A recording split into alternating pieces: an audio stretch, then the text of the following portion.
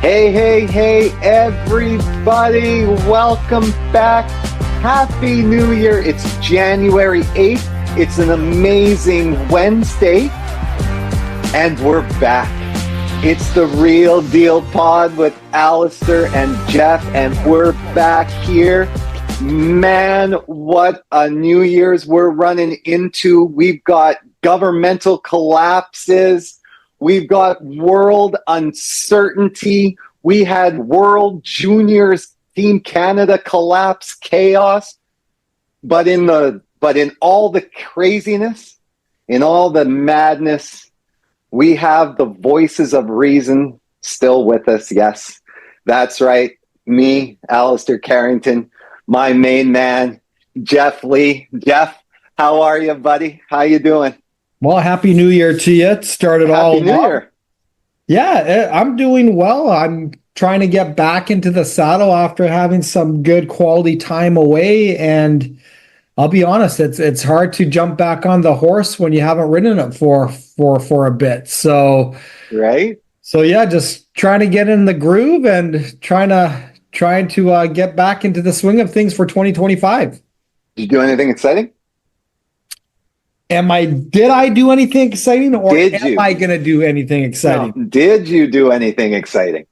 Yes, I did many of exciting things. Nice. I went on a cruise with my girlfriend and my sisters to the Eastern Caribbean, which was great. Everybody that came off that cruise was sick, so I'm still hanging on to that. Oh, man.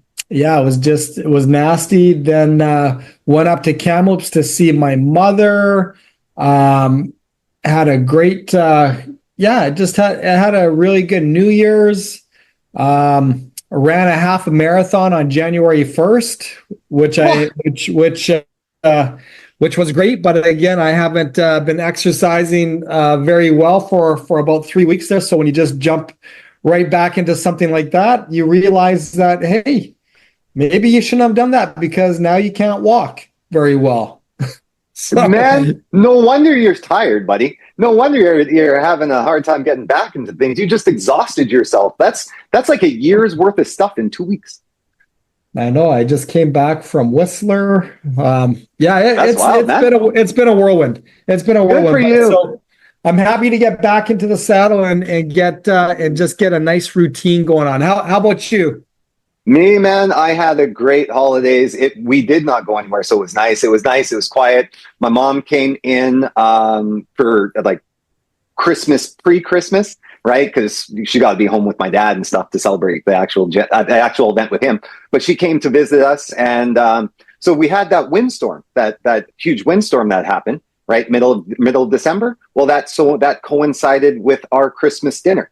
So it was Sunday. We had all of the stuff ready to go, ready to cook Sunday morning. And at 7:45 a.m., we did not have any power.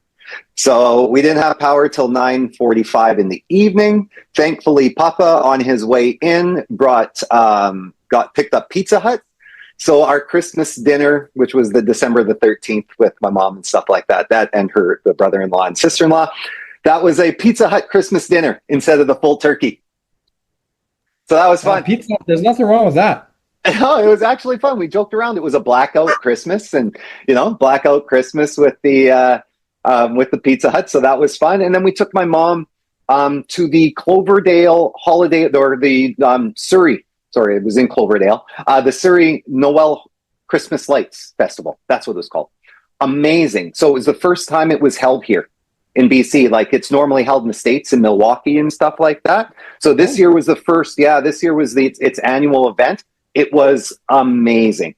So Cloverdale, you put on an amazing show, guys. What an amazing event. It was really, really nice. And then we had Christmas. What exactly was it, or is it? It's basically like it's a path. So they take the whole Cloverdale Fairgrounds, right? Both the inside barn and then the whole outside where the pathways are and everything like that. It's just Christmas lights, big decorations and all of that sort of stuff. So absolutely amazing. So we took my mom to that. So she enjoyed it. My mom was all over the place taking pictures, wandering away. We kept going, "Where's grandma? We can't let grandma wander off. She'll get lost." So yeah, that was an amazing time. And then of course, Christmas Day was great. That was quiet with the family and Papa because brother-in-law and sister-in-law were in Summerlin visiting her parents. And then my mom, of course, went back to with my sister and my dad to celebrate Christmas there. So it was just nice. It was nice. Nice. Well, Yeah. But like I said, with all that niceness and with all that calmness, we have now entered 2025, which is now a season seeming to be of chaos. Like I said, with governmental craziness and us maybe being absorbed into the United States and the ministers finally taking that seriously and saying, hey, we got to do something. Anyways, I'm not going to get into that because I'll start getting angry. Let's start talking about positive stuff. I know this year, right? We're like, and that's actually how I wanted to start this sucker is I don't make New Year's commitments. And I know Geoff, or resolutions, let me correct that. I don't make New Year's resolutions. And I don't believe Geoff makes New Year's resolutions either.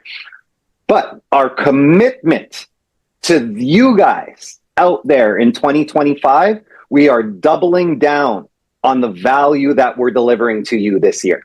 So that is what I wanted to kick off today with, was our New Year's commitment to our folks and our listeners out there is that we are doubling down on the value that we deliver to you this year. So we had so much craziness. We had a year of slow sales and we're having all these crazy predictions. We're going to have a crazy spring. And now there's backpedaling saying it may not be that crazy. And so there's so much going on. But what I wanted to kick off this year with, not did you hear? That'll be next year. It's did you predict? And so what I wanted to talk about, I think, is the one thing, Geoff, that hasn't been talked about and is the one thing that I think will be a big factor in real estate this year. And it's the shift towards niche and intentional properties. So there's been a rise, right, of niche properties. Geoff, would you agree? Like laneway houses. We've now seen eco villages, right? Senior living communities, right? We were starting to see that. You and I were having that discussion with that new eco community our development that's going on. So this I think is going to be the biggest piece that buyers need to look into, right? If you're an investor, investors now definitely need to start looking into this area. And if you're a realtor, realtors need to start understanding this space and potentially becoming a part of this space, because buyers and renters are increasingly prioritizing properties that serve more than one purpose, right? So whether it's housing multiple generations or offering co-living opportunities, right? They want to reduce their environmental footprint. So the affordability crisis has been a major contributor, right, to the development of this space. I don't know, Geoff. What are you thinking? I'm waiting for you to kind of kick in here. Am I right? Am I wrong? Am I going on the right track? What do you think? Well, I think there is a big push going toward green homes and environmentally friendly homes, which we talked about. Think about laneway too. Yeah, with the urban density changes, Geoff, in Vancouver, right? Those are going to be massive. I like out of all of these shifts, my belief is that laneway houses will be the biggest shift.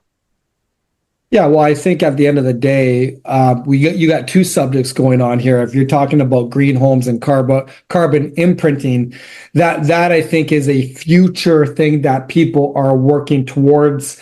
Be it developers or just there's the Harborside co-housing project that's already in North Van.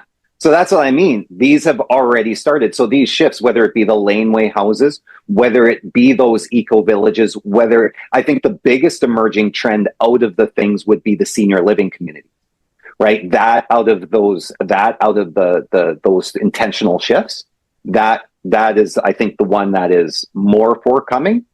But the eco villages is already here. Laneways, we've already had 4,000 permits approved in Vancouver since 2009.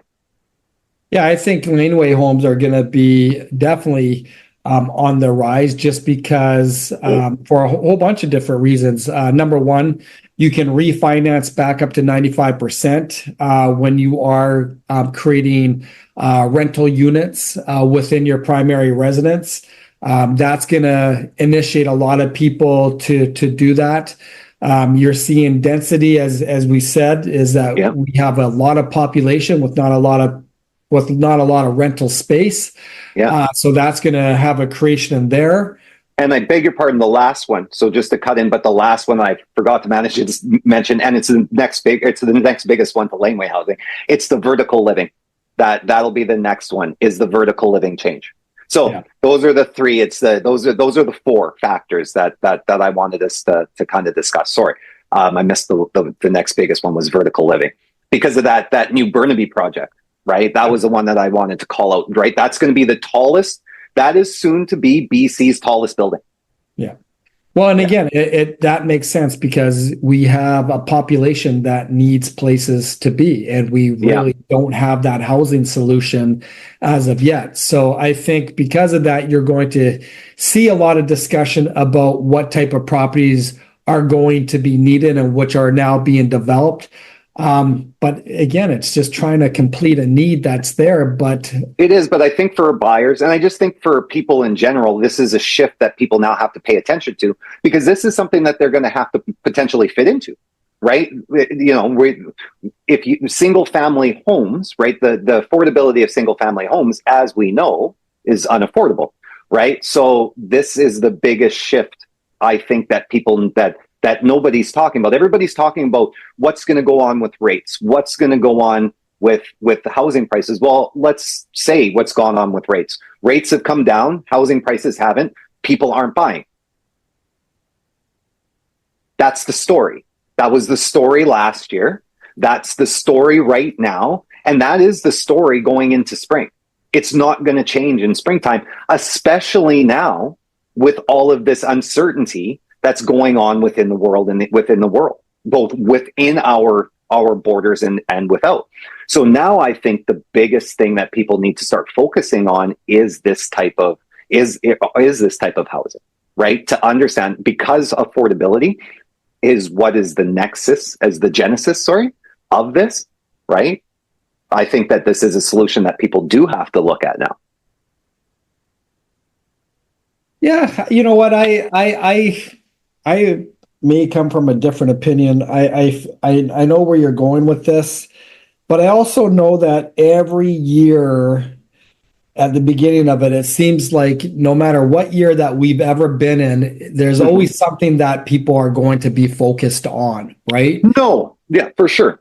And I know that this is based on 2024, we know that there is a housing crisis and overpopulation. So how do you resolve that? And that's by the creation of, laneway homes. That's by the creation of high density homes. That's by the creation, not necessarily of eco-friendly homes, because I think that's kind of the green homes is kind of like a unique kind of property, but eco-friendly villages and that idea. Those are attracting, though, that I will say, those are attracting the millennials. So that's the other thing, right? So when you're a realtor, right? So for the realtors that are listening, this is where you understand, you start looking at, there's a lot of youth that are starting to look into those eco villages, right? So if you're a realtor, it's something to start understanding. So that's what I mean.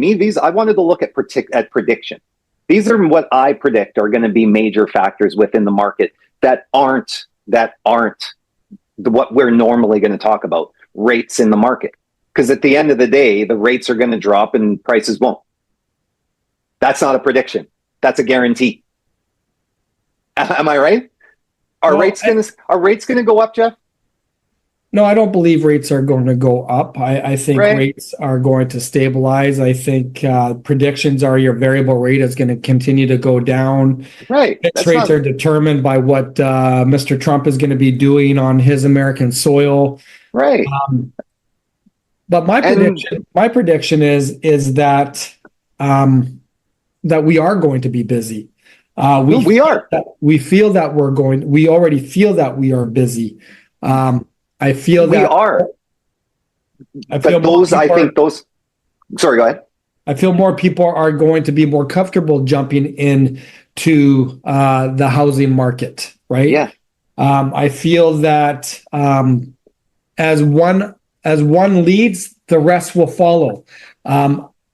And at the end of the day, we have a housing shortage. So that's also going to be a topic for this new government coming in. But right? that's what I'm saying. These 4 factors are all going to play a part in it, because those 4 factors all address everything that you just said. They all address housing. They address the affordability. They address the heating up of the market. And if you are busy, right, if you are buying, then you need to understand what is the difference between me buying a laneway home and a townhome or a single family home or a condo. But it's another product for you that's available for you and for you to understand. So that's my point, is that everybody's going to be talking about those things. But the biggest factors, I think, are going to be these, right? Because they are addressing the needs. Yeah, and it comes down to, what is that price point of a laneway home? What is that price point of an everything's cost of value, right? Everything in life is cost of value. It's cost of value. It's what does it cost and how much do I value it? That's what anything and everything in life is, right? When you look at a Ferrari, the Ferrari is $250,000. Most people don't see the cost of value, right? But there are people that see the cost of value. Right. So so that's what I mean when it comes down to affordability. It's finding that niche to where, yes, the cost of value is there. Right. Like that when it comes down to pricing, that's what pricing is. It drives me nuts. Everybody tries to think that pricing is this magical scientific number. It's not a scientific number. It's cost to value. How much does the person value it? Period. Yeah. That's all. If you're charging $800,000 for your product and nobody's buying it, your cost of value is off. Yeah. So that's what I mean with pricing. Pricing's significant is significant and insignificant all at the same time, right? It's significant when you're doing it properly. It's insignificant when you're not looking at the right things, right? Because you're not choosing to focus on the right issue. Right. Well, so going back to the whole topic, go ahead. I want to circle back to a comment that you said. I thought you said that you feel that 2025 is not going to be busy. No, I believe it will get busier, but it's not going to be busy right now. And it's not going to be busy in spring. I don't believe it's going to be busy in spring. I don't believe it's going to be busy until summer. I'm getting busier, right? I know my clients are busy, but guess what? I'm busy with people that are that are now, for example, one of the reasons I was late for the pod today, I took a client out to go see a property that we're going to look at flipping. Well, guess what? What just went into effect today? Or not today, but the beginning of January. And I think this is where we're going to agree to disagree. I feel that we are going to have a busy... The no flipping tax. Okay, the no flipping tax, but that's when the no flipping tax went in.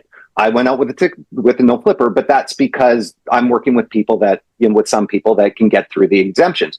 Not everybody. I don't believe for the bulk of Canadians. I don't believe the bulk of the Canadians are going to say springtime is now. I feel comfortable. I feel more comfortable now than I did in November, because there is a lot more uncertainty that is happening right now in the news that is going to push those people back.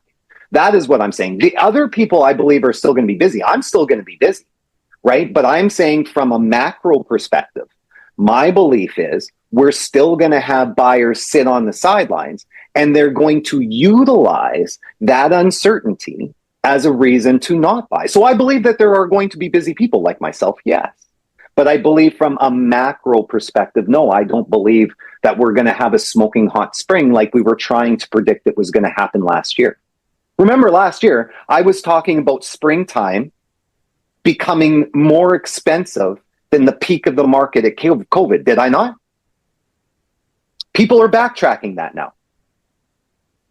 So Well, I'm listening to the people. I'm going with the most current news. I'm not going to sit there and trumpet a horn where I have all the majority of the analysts, one being, Royal LePage, who deals with Canadian real estate, that is now saying, hey, we may not hit that arc like we thought.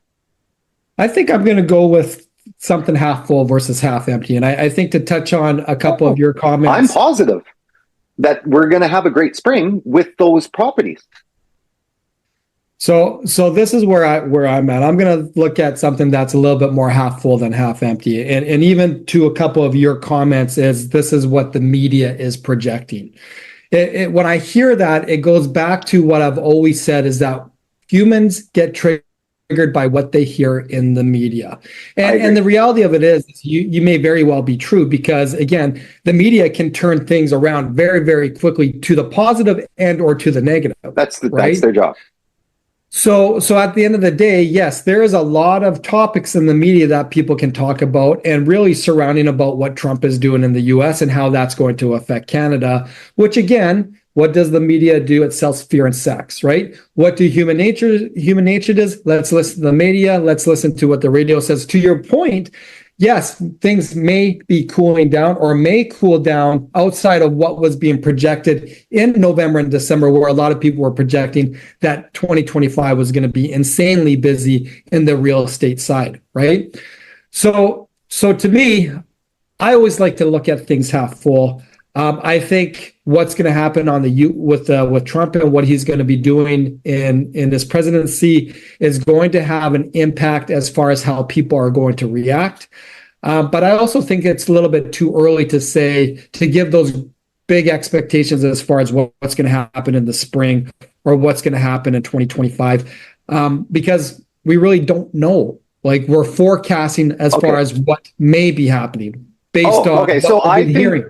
I think you misinterpreted then what I was talking about. What these predictions are is these four categories are going to play a big part in the space, whether it's busy or not.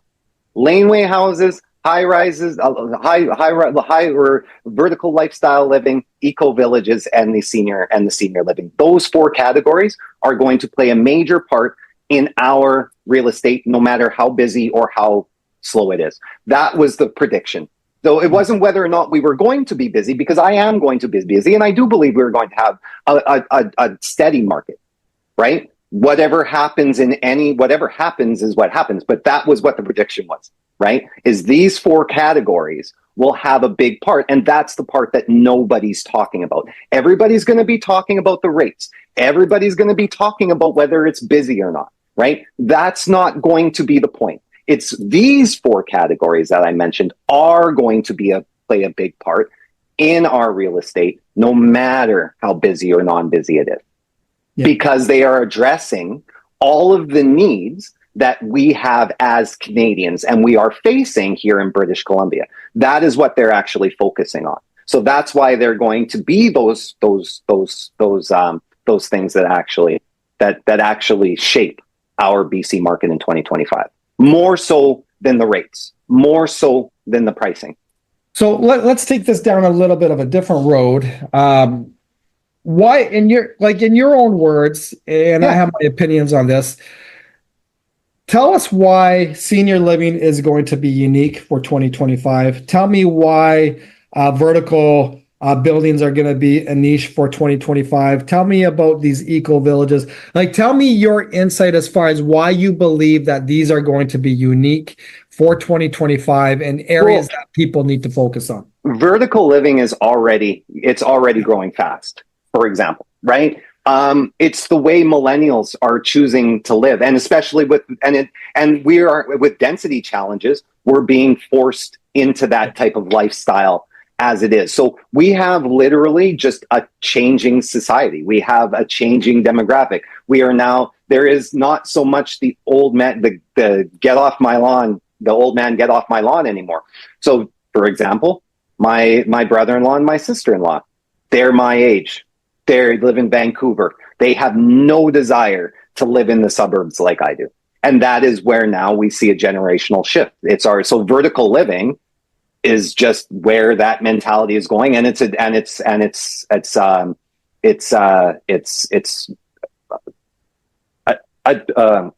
the word I'm searching for? It's correcting or fixing density issues at the same time. Yeah, right? That's where I was just going to jump into. Like, to me, vertical living is unique, or not necessarily unique, is going to be a topic of conversation because of affordability. So if you take a look at vertical living in Vancouver versus detached home living, notably different for price range. So there's the affordability, but also the density, right? Yep. Where are you going to put these people? You have to put them vertically. Right. So I agree with that, and I think that's going to be a huge thing moving forward. Absolutely. Now, when you look at senior living, because that's the biggest one, so that's one of the things that are starting to boom, especially in Victoria, right? And that's because of we have a rapidly aging population, right? And with higher density, right? Well, we're also lowering the amount of space for people to live in, right? So we need care facilities, right? We need facilities that are blending medical care, social spaces, and recreation. So that's why now we're seeing these villages start to boom. There's one here in Clayton, right? We're talking senior living. Yeah. Senior living, right? So that's why these spaces now are starting to grow so much, right? And hold on. We also took away 55 plus, right? Out of the condo market, right? Didn't take it out. You can still have it, but it's starting to become rare, right? In condos, right? With Mr. Ebby doing what he did, right? So now that's developed a need for actual senior living. Yeah. Right. We have we do have an aging population, right? Yeah. And the other thing, again, circling back to affordability, senior living is cheaper than living in a different community. Like, again, back in the day, 55 plus condo or a townhouse was always a little bit more affordable than ones that were not age restricted. Here's a stat: 1 in 4 people in British Columbia by 2030 will be over 65. Yeah, 25% of 25% of British Columbians. Yeah, exactly. Yeah. So that's one of the biggest reasons, of course. And then the eco villages, like I said, these retirees. So I left out, like, it's an attraction to both retirees, but more so the millennials. That's a huge attraction for our millennials, surprisingly enough.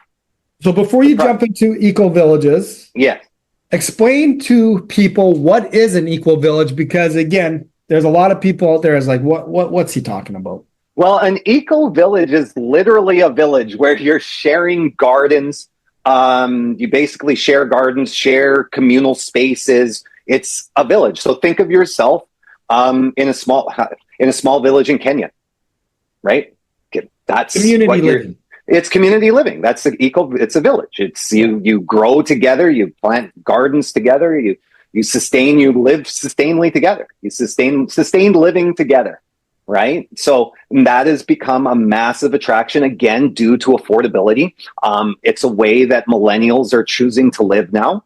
I didn't know so much that retirees were, but there is a segment of retirees that are attracted to that lifestyle as well. So that has become another big focal point, I think, or will be a big focal point. I'm sorry.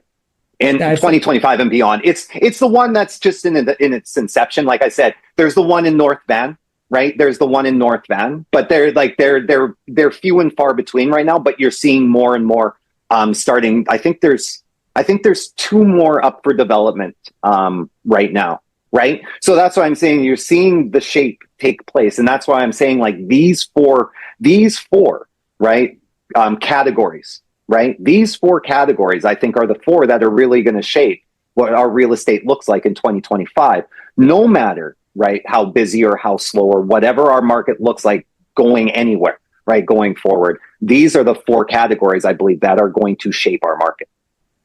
And eco living too, it seems like people are getting geared more towards that community living. I know Yeah.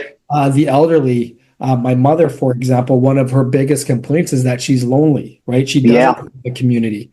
Yeah. So when you have these eco villages, which are all based on community, I can see why that would attract elderly people. I can see why that would attract younger people because the mentality is getting geared towards that. I'm really interested though to see because it's so into its infancy. I'm really curious to see where it will develop. Right? Yeah, those two I think are on the outside. Like I would say, like the eco villages, because like I said, there's the one in North Van, and then there's two I believe that are coming up into development into this year, and then the senior livings they're just starting to make. But the two that are going to have the biggest impact quickly, of course, are going to be the laneway homes and vertical living. Those are going to be the two categories that directly, like now, let's say, start impacting the market real fast. Because it addresses the two most needed right now, which is affordability and density. And density. And density. Yeah. And well, I think this was a good pod. Was this it? We're already 31 minutes in, so I know. Are we going to end it here? Or are we going to do the home? We were going to do home insurance, and I was kind of like, that actually just ties into what we were all just talking about. You know what? To be honest, I think as much as people love us, I think if we go longer, people I know and end it with insurance. They want to tune us out. So end it on insurance, Jeff. That would be awful. And end it on next week. We're going to be talking about home insurance, which is going to be a segue into what we just concluded here. But for Allister, I want you to basically wrap this up in what were we calling it before, the wrapping it up in 1 minute or less? 1 minute wrap up. Holy crow, man! Say that. We'll maybe give you 3 on this one. But again, I can wrap it up really fast, guys. Really, this year, guys, it's we as Jeff and I stated, it's uncertainty. There's going to be a lot of disagreement whether it's going to be busy, whether prices are going to go up, whether rates are going to drop, and all of that sort of thing. There's going to be disagreement everywhere. The most important thing, though, to keep your eye on is those 4 categories, but the 4 categories being laneway houses, vertical living, eco living spaces, and senior living communities. Those are four categories that I really think are going to play a big factor this year in our real estate world. The biggest 2, though, to keep an eye on, of course, are laneway houses and vertical living, because those are directly addressing needs right now, being affordability and density. It is going to get busier, though, guys. When we say that, I promise you spring is going to be busy. Is it going to be record-breaking busy? I'm not on that side anymore. I've been listening to the analysts. I've been seeing the numbers. I don't think we're going to be breaking COVID numbers. But at the end of the day, we don't have a crystal ball, and we can't say that for sure. And that's why it's so important that you listen to us, or you listen to somebody that you trust, and you stay close, right? And you stay close to the market, because it can turn. It could turn. We don't know what's going on with our political indoors, right? We don't know what's happening with our own government right now. Our own government's not in great shape, right? Never mind having to listen to the outside noise. So just quick wrap up. I go back to even pre-COVID. Pre-COVID, the world was crashing. Everything was going to dismantle. Right. What happened to the real estate? It was the busiest. It went bananas. It's ever seen. So it went bananas. So that's why I'm always a half full kind of guy, right? So I'm never empty. But I'm conservative by nature. Maybe that's because it's the way I vote. Sorry, I shouldn't have said that out loud. And no, I'm not a Trump carrot bottom supporter. I'm not a Trump-servative, as I call my local people here that are. Anywho's, that's my only political stance on that I will take. I'm a glass full guy. I always like to make sure people are informed and don't get taken advantage by the media, because yes, the media does sell fear, does sell sex, and does sell lies. That's the way they get paid, right? They will tell you the best thing to do for you when it's too late. Yeah. right? And they will tell you what not to do when it's too early. And that's always for the other people that control the media to be able to take advantage. So that's what I want people to understand is, yes, take everything the media says for sure. But the problem is when they're telling it to you, it's too late, right? That's really Amen. what the issue is. So you have Amen, to trust brother. the people. You have to trust the people that you develop relationships with. And Geoff and I hope that we are developing that relationship with you guys. Like I said, that is why we are doubling down in 2025, our commitment being to deliver to you guys as much value as you could possibly get, because this could be a crazy 2025. And man, you're going to need it. So with that being said, we're going to wrap it up. Thank you guys again so much for listening. Please remember to download us, share us, tell everybody you know about us.